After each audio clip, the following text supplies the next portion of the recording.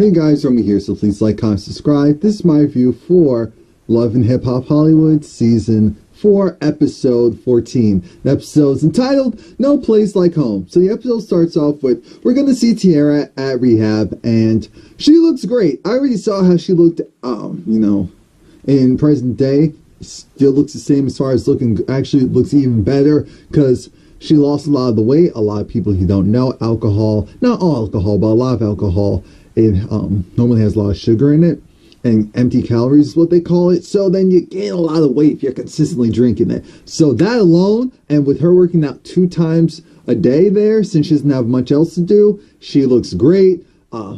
Moniece and Nikki Baby went to visit her because they put whatever issues they had aside, and they just wanted to show support. Tara's not really feeling how they went and ambushed her and some of the people who were there, and she just didn't feel like, she didn't like how it was done, but she did appreciate it because she understands that she needed to be in rehab and that she had a lot of issues going on, and she's just not sure who she's going to be friends with. That's the main point she was trying to put across. Moniece even put it out there like, look, if that means that we can't be friends, then I have to respect that. And I'm thinking, so is that foreshadowing what's going to happen?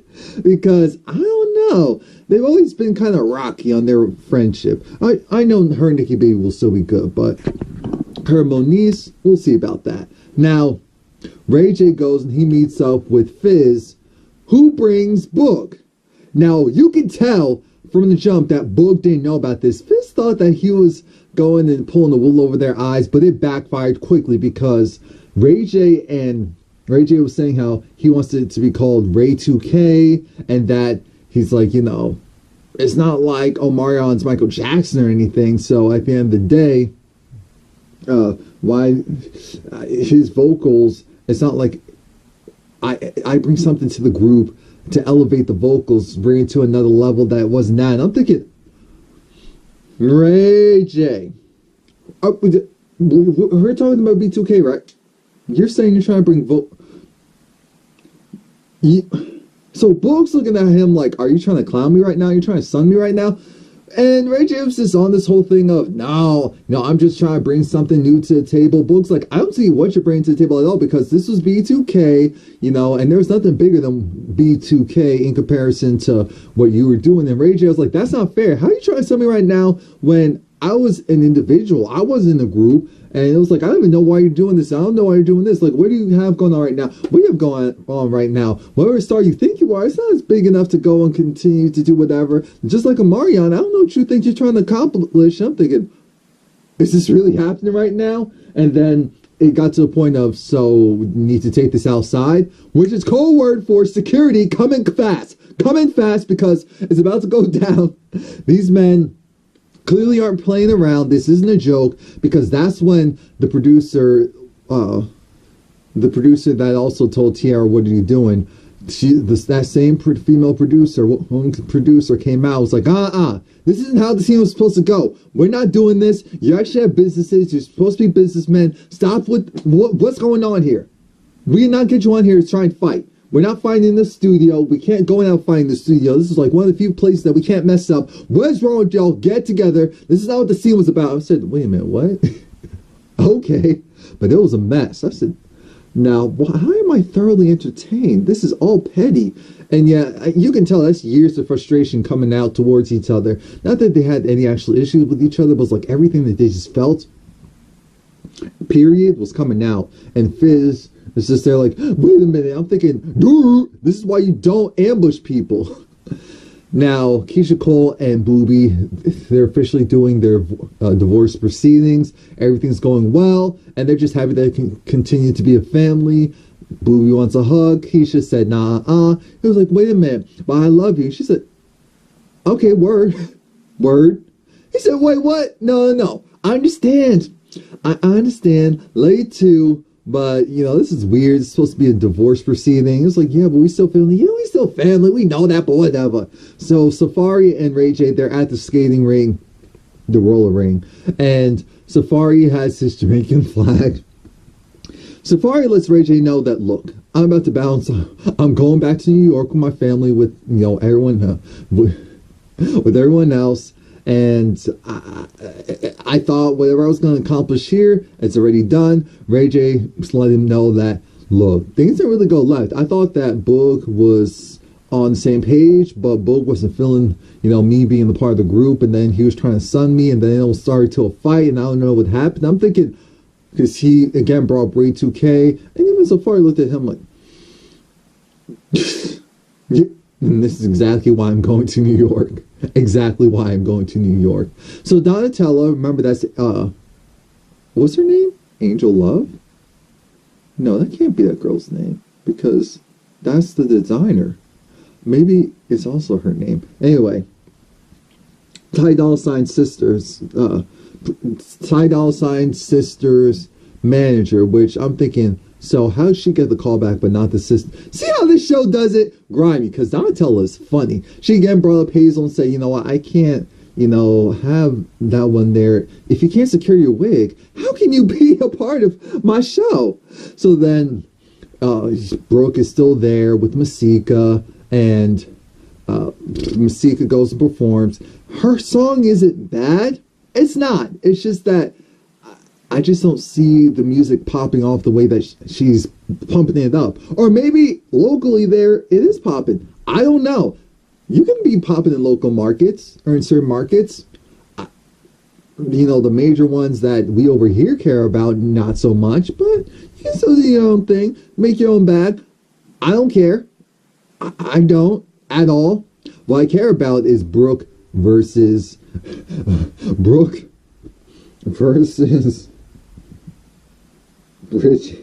part 2, because Brooke was saying, hey, so-called best friend. I said, no, you two don't like each other. The first time you got on screen with each other, it was obvious they don't like each other. So how are you going to try and flip something on us, try to make it seem like some way past Sunday? And then it finally comes out that, hey, yo, by the way, you went to Booby at Catalina Island when it was supposed to be me, so essentially you got my sloppy seconds, or essentially you got the second invite. And Brooke didn't appreciate that too much, because they're talking about who has their legs open, who doesn't have their legs open, whose mouth is being used, whose mouth wasn't being used, and Brooke throws pretzels at her. I looked at, said, so we're doing this today? I'm sorry, Bridget throws pretzels on Brooke. I said, look, and this is what pissed me off. Every action has an equal and opposite reaction.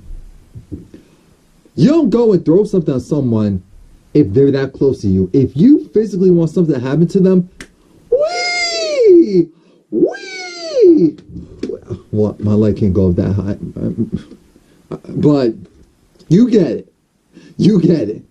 So that's my whole thing. If you're going to disrespect someone by doing that, you might as well at least just take it all the way. But that's my mindset, because I'm not the whole throw stuff at people. Well, okay. As for fun, absolutely. But not, if I'm mad at someone, throw something. Because to me, that's inviting a fist my way. And I don't want that. I don't want that. So that's just my little tidbit. If something's going to swing, let it be a fist, or let it be an open hand. Or don't do it at all. How about just don't do it at all? But if you got it, don't throw stuff. That's a pet peeve of mine. Don't throw stuff. That's inviting me to come over there and just yoke you up. And then I'm the one that gets in trouble. Yoke you up. Anyway. So now that got taken care of, now that Brooke is on stage performing, I said, okay, the song's cool. It doesn't really fit with this made-up performance that they're supposed to be doing, but I hear her actual vocals, so that's a plus. That's very unusual on this show. So shouts out for that. While Brooke was on stage, see how they did her dirty? The producer said, okay, we're done with her. Because, not Brooke, Bridget. While Bridget was on stage, the producers did her dirty. She was singing, and then next thing we know, we didn't hear that, we didn't see that anymore, because in comes Booby, and Booby comes and talks to, well, he has flowers for Brooke. And Brooke says, why don't you give that to your girlfriend over there, Bridget? He was like, oh, wait a minute, bud. Yeah, so you took it to Carolina. And it's like, well, you sent me a text message saying that you weren't going to go last minute. I wasn't going to go there by myself. And I'm thinking, you two keep calling yourselves friends, but you keep acting like two immature people who are trying to see if you can do this relationship thing. And it's tiring. It's tiring. They decide that, you know what, they're just going to be great friends. She needs to focus and see where things could lead off with Marcus. And we move forward from that. Ray J, this is part 2 of Ray J and Book.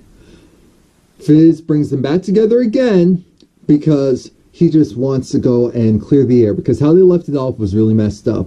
Ray J said his feelings were hurt because he felt like, obviously, he wasn't bigger than B2K as an artist and as a musical act, and he felt like Boog was just trying to downplay everything he did. Boog said, it felt crazy when you were saying that you just wanted to come in here and, elevate the group. And I said, yeah, that's right. That didn't make any sense. But the real fault is at Fizz. Fizz actually thought that he could go and get these two people who don't know each other, who really don't know each other, say, oh, by the way, I'm not really sure if I want to be a part of the group. Okay, cool. Oh, I want you to be a part of the group. And yeah, everyone's cool with it. Oh, really? Word. All right, we all meet up. And now we have a problem. First off, they said everything that they meant towards each other. Fizz and Ray, not Fizz and Ray J. Ray J and Book. So that's my one thing. I said, this is baloney, because we know they meant every word of it. Now, it's just coming out. That's a different story. But this was around the time that Hurricane Harvey hit. So this was back in September, essentially. And Brooke was talking to Marcus because she was putting a lot of this into perspective about just, cleaning up the mess that's going on in her relationship, and saying how, it's crazy. Her mom was one of those that was in the flood zones, and she had to kind of have the conversation up to her mom about, do you know how to get on the roof? Which just sounds crazy. But aside from that, she's actually talking to Marcus. And again, Marcus does this Jedi mind trick. And we're just going to pretend like we didn't start the show with, again, I don't know if it was a ploy. If it was a ploy by the producers and it really wasn't what it was, then I'm going to be irritated about Marcus and the paralegal. Because that's what it's really starting to feel like. It's really starting to feel like it wasn't real and that the joke was on him and it backfired, and then Brooke just used that as a storyline. I don't know. Maybe I can be going to, because Marcus isn't acting like it was real. But that could be because he's doing the stereotypical, I know what I did was wrong, but what you did, it hurt me to my core. To my core. No. I'm not going to let you go and spin this. I would love to be on your side, Marcus, but I can't go and act like I'm deaf and dumb. I watch this show, and unless it's smoke and mirrors, which half the time it is, maybe something else, he shows her the ring that he wanted to give her, and then she's like, oh my God, Marcus, and then he takes it back like, and, after what you did, I'm just not so sure anymore. She's like, I just put a lot of perspective, and then he kisses, kiss, kiss, kiss. I looked at this like, really? Really? So Safari, he's born on stage, and he loves to dance, especially break dance. So, but Safari's performing on stage. Everything is going, well, the hook, I actually like the hook of the song. Now that I remember. Yeah, I like the hook of the song. I said, Safari definitely could ghostwrite for people.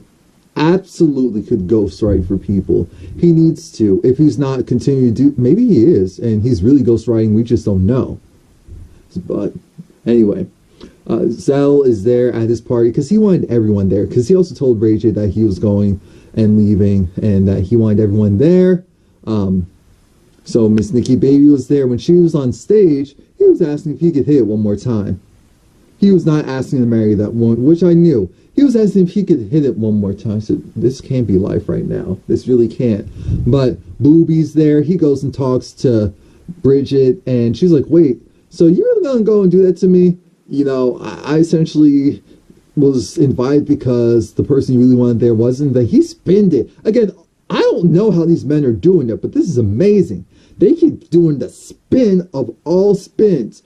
Oh, yeah, I did that, but I mean, she hurt me. We were supposed to be something. We were supposed to be friends, and she disrespected me. And so I wanted to go with someone that I know can have a good time with, someone who I can actually enjoy. And Bridge is just eating this all up. But they go, what? Is this really happening right now? At that same party, Hazel, because Hazel wanted to prove a point. Hazel wanted Moniece and AD, they're there together because they're still trying to figure out their relationship. Well, yeah, that relationship is a mess. It's really a mess. Hazel talks to Ray J, and she, tells him that she was really hurt by learning that this was all a ploy. Ray J said, "You know what? I know, I understand, and I'm sorry." No, he didn't say that. Oh, I'm sorry. Again, 3 times in one episode where a man was able to spin this, even though they were in the wrong.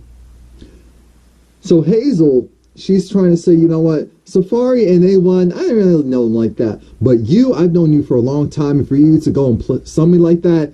And he said, wait a minute now. I really want, at first, I wasn't sure what you're going to bring to the table. But I wanted to go and put you in that underdog because a lot of people, and again, he's using the things that Hazel thinks about herself all the time, whether they're true or not, against her. So he's saying how he's, feeding into her ego and her id. And she's buying into it. She's thinking, oh, so you only did this because you wanted to see me rise above it, rise above all the haters, rise above all the chatter. Okay, that's dope. That's where, see, you believe in me. I appreciate you. I'm thinking, Hazel, are you kidding me? Are you kidding me, Hazel? You're really falling for this? Jesus. She fell for a hook, line, sinker. So I heard Tiara, she was singing. I said, okay, all right. But I said, this beat is bad. Bad as in good. Bad as in good. So she's looking good. I said, look at you. Look at this beat. You just having fun. And comes Cisco. And so then I'm glad this time around it didn't work out. This was almost a 4th time, almost, but it didn't work because Tiara, her mind is clear. You can tell that her mind is clear. Cisco's trying to play that whole, hey, but you were saying this stuff and you were acting crazy. Why didn't you tell me you had a problem? Tiara said, I didn't have a problem. My friends were blowing things out of proportion. And he said, wait a minute, how are you saying that? But then you went to rehab. And then she said, okay. Yes, I did need to get some stuff together, but the way that they did was messed up. And yes, while we were together in New York, I was cool. I was copacetic. But there are things I need to work on. And you were saying how you were trying to help me, but you weren't trying to help me. He's like, well, you were making it hard because you made it seem like it was one thing when it wasn't. And she said, wait a minute now. You're not going to go and flip the script on me. I was mad at you in the first place because you were cheating on me with this other woman. And so that's why New York, we didn't go anywhere. We didn't do anything because you were doing stuff with her. Is that what happened? He said, no, I'm not. No, that wasn't the case, Mom. That wasn't the case. I just wanted to go and let you know that. And she said, no. Unless I hear I'm sorry because I tried to play you and you're not the one. And he said, you know what, I'm sorry because I tried to play you and I know you're not the one and I still disrespect you anyway. I'm sorry. So now it's everyone does their takeaway of the season. Keisha Cole, she's reunited with her father. She's going to put out the album soon. Everything's going really well for her. The divorce is going through. She's getting ready for tour. Boobie's still, he's going to get, I guess his tattoo of Keisha replaced, and he's there with his girl. Well, he's still friends with his girl being Brooke. Brooke was there to support him. Brooke's there doing her music thing, her modeling thing, her acting thing, and still trying to figure out what it is with Marcus, but she's going to focus on her. Hazel wants you to know that she's still running LA. She's on top of the world. And I said, oh, Lord, on top of the world? Meaning this guy who's being paid to do so is going to lift her up in the air. And that's exactly what happens. Jesus. Moniece, she's still in a relationship with AD. She's trying to figure it out one day at a time. Tara Marie's doing her. She's living life. She's loving it. Ray J and Princess Love, they're in love and they're trying to do everything they can to make a baby. Masika's focusing on herself, collecting that bag and not forgetting about these little wretches over here, these ratchets over there. Zell's still being Zell, extra, shopping, doing his thing, whatever. What else? Bridget? Did we talk about Bridget? Should she make it to the end? No, I guess not. And Rick Safari, he's going back to New York. So that's it. The reunion's coming up next. I already watched it, so these videos are going to come out one after the other.